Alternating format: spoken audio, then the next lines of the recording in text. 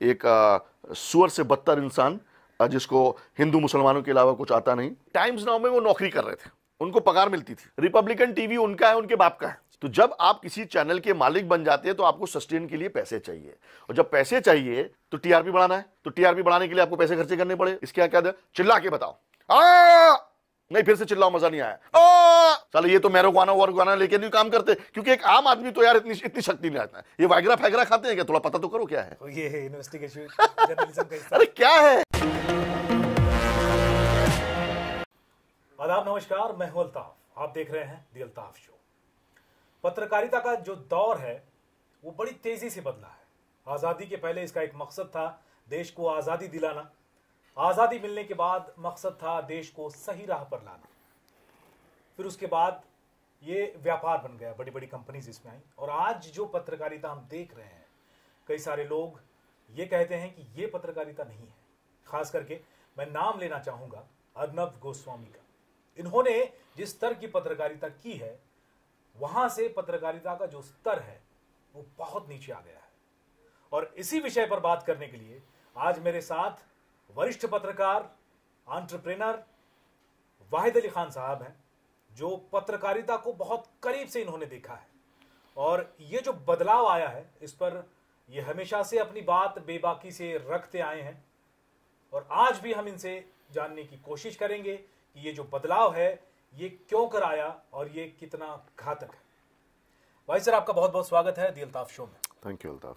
जैसे कि मैंने बताया, जो बदलाव आया है पत्रकारिता में, ये बदलाव आप किस तरह से देखते हैं? आपने एक शख्स का नाम लिया, एक गद्दार, गधे, उल्लू के पट्टे का, जिसने पत्रकारों का नाम खराब कर दिया। एक निर्लज आदमी जिसको शर्म नाम की चीज़ नहीं, एक सुअर से बदतर इंसान जिसको हिंदू मुसलमानों के अलावा कुछ आता नहीं। और मैं बात कर रहा हूँ अर्नब गोस्वामी की। मैंने पहली बार अर्नब गोस्वामी के बारे में नहीं कहा, और मैं बेबाक तरीके से कहता हूँ और कहता रहूंगा कि वो एक काला धब्बा है पत्रकारों। इस तरह के जो शब्द आपने प्रयोग किए हैं, मैं देख रहा हूँ पूरे करियर में, मैंने भी आपको देखा है, कभी इस्तेमाल नहीं किया। मैंने 20 साल के करियर में किसी के खिलाफ ऐसे शब्द प्रयोग नहीं किए, लेकिन आज करने पर मैं मजबूर हूं। क्यों? वजह यही है कि पत्रकार क्या है। पत्रकार एक संविधान का चौथा स्तंभ है।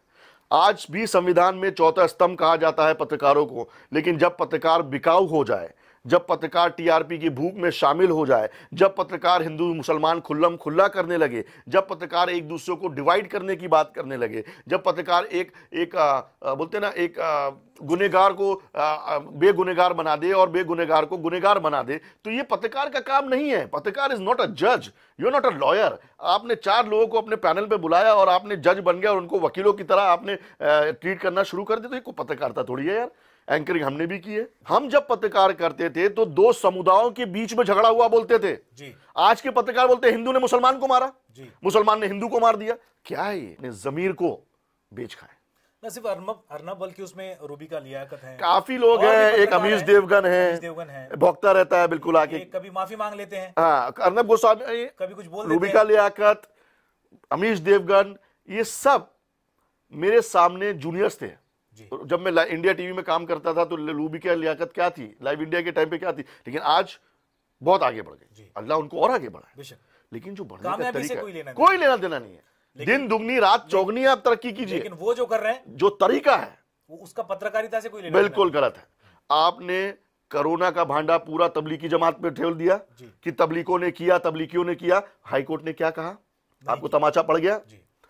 आपने जो सुशांत सिंह राजपूत हत्या हत्या हत्या हत्या हत्या, उस बेचारी बेगुनाह लड़की को आपने जेल के हवालात खिला दी, प्रेशर बना के मीडिया की। कहां गए वो एविडेंस? कहां हत्या हुई है मुझे बताइए। एक आप सबूत लाके दिखाइए जहां पे दिखाया गया हो कि सुशांत सिंह राजपूत की हत्या हुई है। और रिया चक्रवर्ती के बैंक अकाउंट में 22 करोड़ रुपए आए, मुजरिम करार दे दिया गया था। रिया चक्रवर्ती ने लूट खाया सुशांत सिंह राजपूत को। अरे वो बेचारी अकेली लड़की बंगाल से चलकर मुंबई में आके 2 रोटी कमा रही है। टीआरपी से एक और चीज आई सामने, इसमें टीआरपी की चोरी भी होती है। टीआरपी अक्सर जब हम चैनल मुंबई पुलिस कर रही है ना एक इन्वेस्टिगेटिव, उस पर क्या बताना चाहेंगे? देखिए, मुंबई पुलिस ने ऑलरेडी एक इन्वेस्टिगेशन के लिए कमेटी बनाई है, एक टीम बनाई है जो इन्वेस्टिगेशन कर रही है। कितने लोगों को पकड़ा भी गया, सम्मन भी भेजे गए, चाहे वो रिपब्लिकन हो, चाहे वो फन रिपब्लिकन टीवी हो, कोई भी टीवी हो, उनको सम्मन जा रहा है, इन्वेस्टिगेशन चल रहा है। जैसे इन्वेस्टिगेशन में रिवील होगा, अगर इनको अरेस्ट करना है तो इनको अरेस्ट भी करेंगे। अर्नब हालांकि अभी 7 दिन जेल में आया, हो सकता है 7 दिन के लिए और जेल में चला जाए। लेकिन अर्नब, मैं तुझसे एक ही बात कहूंगा कि हिंदू मुसलमान करना छोड़ दो। हिंदू मुसलमान इस देश में एक थे और एक रहेंगे। चंद मुट्ठी भर लोग, तुम्हारे जैसे भड़वे लोग, इस हिंदू मुसलमान को अलग नहीं कर सकते, ना ही तुम, ना तुम्हारे जैसे पत्रकार। खुले शब्दों में कह रहा हूं अर्नब, समझ जाओ। लेकिन एक ऐसा तबका है जो साथ है, जो ये पत्रकारों को अपना मार्गदर्शक समझ भी रहा है। देखिए, मैं हिंदू मुसलमान की पॉलिटिक्स में नहीं जाऊंगा, क्योंकि मैं पॉलिटिशियन नहीं हूं, मैं एक पत्रकार हूं। मेरी बात, मेरा जो फर्ज है वो ये है कि सिक्के के दोनों पहलू को देखकर अपनी बातों को समझकर और समझाना, ना कि एक ग्रुप देखना। ये दलाल है, ये अपने आप को बचाने के लिए, अपने आप को सक्सेस पाने के लिए दलाली कर रहे हैं। इनकी दलाली की जरूरत नहीं है मोदी जी को। ये सेल्फ प्रोक्लेम्ड मोदी जी हैं। सेल्फ प्रोक्लेम्ड हीरो होता है ना, सेल्फ प्रोक्लेम्ड सेलिब्रिटी होता है ना, ये सेल्फ प्रोक्लेम्ड मोदी जी हैं। अपने आप को साबित नहीं, कन्विंस करना कि मोदी जी मेरा आपके बिना कोई नहीं, मैं आपका हूं, मुझे मेंबर ऑफ पार्लियामेंट बना दीजिए। हालांकि शुरुआत ऐसी नहीं थी। अर्नब ने जब शुरुआत की थी, टाइम्स नाउ देख लीजिए, तो जिस इंसान के खिलाफ बोलता था उनकी फेवर में बोल रहा किस्म के थे। मैं भी बहुत पसंद करता था। देखिए, टाइम्स नाउ में वो नौकरी कर रहे थे, उनको पगार मिलती थी। रिपब्लिकन टीवी उनका है, उनके बाप का है, ठीक है। तो रिपब्लिकन टीवी चलाने के लिए क्या चाहिए? टीआरपी चाहिए। टीआरपी कब आएगी? टीआरपी आएगी तो क्या आएगा? पैसा आएगा। तो जब आप किसी चैनल के मालिक बन जाते हैं तो आपको सस्टेन के लिए पैसे चाहिए, और जब पैसे चाहिए तो टीआरपी बढ़ाना है। तो टीआरपी बढ़ाने के लिए आपको पैसे खर्चे करने पड़े, जो कि इन्वेस्टिगेशन हो रहा है जिस मामले में आप देख रहे हैं। जब तक अर्नब किसी नौकरी में कर रहा था, जिस चैनल की नौकरी में कर रहा था, तब तक वो बड़ा शांत और अच्छे स्वभाव का बंदा था। लेकिन अचानक से ऐसा क्या हो जाता है कि ओवरनाइट अर्नब मुझे ड्रग दो बोलता है, इसको जेल में डाल दो, उसको जेल में डाल दो बोलता है। पत्रकारिता का जो स्तर है वो उसे कितनी चोट पहुंची, आपको क्या लगता है? ये हम जैसा, मुझे नहीं लगता कि कोई भी एक अच्छा जर्नलिस्ट इस बात को इंडोर्स करेगा और बोलेगा कि पत्रकारिता सही हो रही है। हालांकि अर्नब गोस्वामी का अरेस्ट होना, कई पत्रकारों को मैंने देखा कि हम इसका खंडन करते हैं। अरे क्यों खंडन करता है भाई तू? अर्नब गोस्वामी अरेस्ट क्यों हुआ मैं बताता हूं, दुनिया को शायद पता है। अर्नब गोस्वामी अरेस्ट हुआ 2018 का केस, सुसाइड मसला। एक बंदा अपनी मां के साथ सुसाइड कर लेता है, पत्र में लिख के देता है कि भाई आदमी, उस समय की बीजेपी सरकार उसको सपोर्ट करी या नहीं करी मेरे को मालूम नहीं आता। उसकी बीवी वापस 2019 में जाती है सरकार चेंज होने के बाद, उसकी बेटी, कि भाई मेरे पति ने सुसाइड नोट में नाम लिखा था अर्नब गोस्वामी का, इस चीज की इन्वेस्टिगेशन होना चाहिए। ठीक है। अनिल देशमुख ने ऑर्डर दिया, केस रीओपन हुआ। केस रीओपन होते, ये पहला दुनिया का केस नहीं था जो रीओपन हुआ।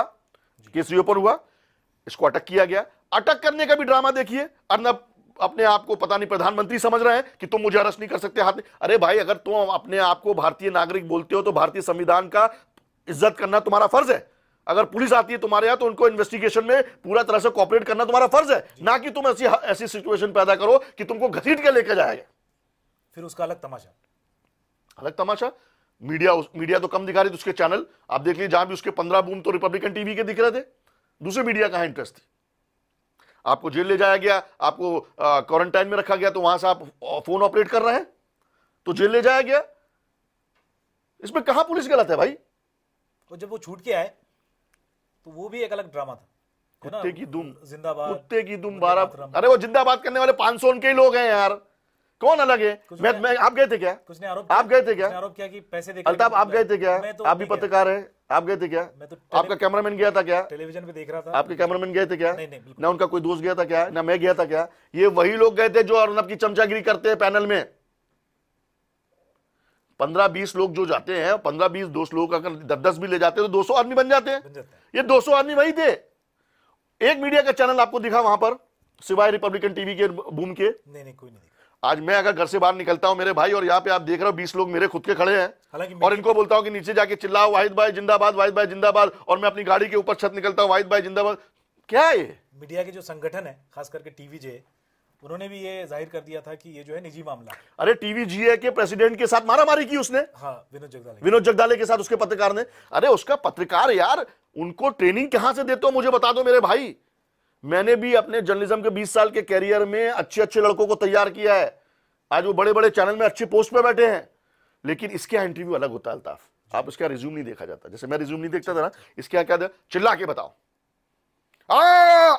नहीं फिर से चिल्लाओ, मजा नहीं आया, एक तो है वो चिल्ला चिल्ली, डोलते फिर हैं। आपके पैर कितने घूमते हैं, आप कितना भाग दौड़ी कर सकते हो, एक समझे तो क्या? देखा मैं वो फिर उसके बाद रिक्शा पे चढ़ जा रहा है, रिक्शा पे चढ़ जा रहा है, उल्टे पर पड़ी, क्या है ये? बंदर हो? अरे बंदर हमारे पहले पूर्वज हुआ करते थे, क्या वो पूर्वज इनके पर वापस आ गए क्या इनके ऊपर? ये बंदर पत्रकारिता है। बंदर भी शर्मा जाए, बंदर भी शर्मा जाए इनको देख के कि साला इतनी गुलाटी तो मैं भी नहीं खाता, ये कहां से खाते हैं? ड्रग दो ड्रग दो ड्रग दो, मैं तो बोलता हूं कि पहले इसके रिपोर्टरों का ड्रग टेस्ट कराओ। साले ये तो मैरिजुआना वरगुआना लेके नहीं काम करते, क्योंकि एक आम आदमी तो यार इतनी शक्ति नहीं रहता है। ये वाइग्रा फैगरा खाते हैं क्या? थोड़ा पता तो करो क्या है। तो ये है इन्वेस्टिगेशन जर्नलिज्म का हिस्सा। अरे क्या है उठा पटक चिल्लाना, क्या ये पत्रकारिता है? अंजाम क्या देखते हैं आप? अंजाम क्या होगा? कि दौरे शुरुआत ऐसी है तो क्या होगा अंजाम? एक समय ये हो जाएगा कि हम आपको अपने आप को पत्रकार बोलने पे शर्माएंगे, हाँ। और वो शुरुआत हो चुकी तो है। शुरुआत हो चुकी है, लग भी रहा है।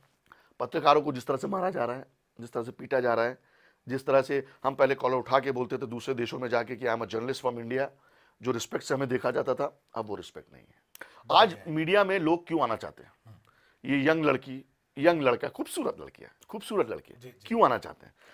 It is a easy platform to go on TV. हाँ, दिखना। आपने मास मीडिया का कम्युनिकेशन का आपने कोर्स किया, वो कोर्स दुनिया का सबसे सस्ता कोर्स है जी 50,000 में हो जाता है, जी, उससे कम में हो जाता है। उससे कम में भी हो जाता है। वो कोर्स आपने किया, डिग्री ले ली, एक 6 इंच की पेपर ले लिया हाथ में, और आपने ले आके चैनल को दिया, चैनल देखा गया दिखने में खूबसूरत है, अच्छी लड़की है, चलो इसको ट्रेनिंग में डाल दो। ट्रेनिंग करके आया, आपने 2-3 महीने की ट्रेनिंग हुई गई, और आपने एंकरिंग करना। अरे आपको पत्रकारिता का ABCD मालूम है क्या? आप वही कर रहे हैं जो टेलीप्रॉम्प्टर में लिख के दे रहा है प्रोड्यूसर। बात चल रही पत्रकारिता की, और उसका जो स्तर गिरा है, जिस तरह से आपने बयां किया, इसे हम टिकाए रखने के लिए या वापस वो दौर लाने के लिए क्या चीजें कर सकते हैं? गंगा नहाना पड़ेगा जाके इन सबको, बनारस में क्या गंगा आपको घाट पे नहाना पड़ेगा। उम्मीद बरकरार है कि हो सकता है कि पत्रकारिता का जो एक देखिए, सुनहरा जिस दौर तरह का था, अभी वो वापस आएगा। नया मॉड्यूल जो हम बना रहे हैं, जो भारतीय सरकार जो है, जिसने एक तरह से इनको मॉनिटर करने के लिए जो एक कमेटी बनी हुई है, उस कमेटी में मैं एक ही अनुरोध करूंगा कि कुछ शब्दों से बचा जाए, हिंदू मुसलमान ना किया जाए, कम्युनल बातें ना किया जाए। डिस्कशन होता है, आप हेल्थी डिस्कशन करो, गाइडलाइंस बननी चाहिए, और मुझे लगता है कि ये सरकार सक्षम है गाइडलाइंस बनाने के लिए। आज नहीं तो कल इन पर शिकंजा कसा जाएगा, शुरुआत हो चुकी है। गलत क्या है?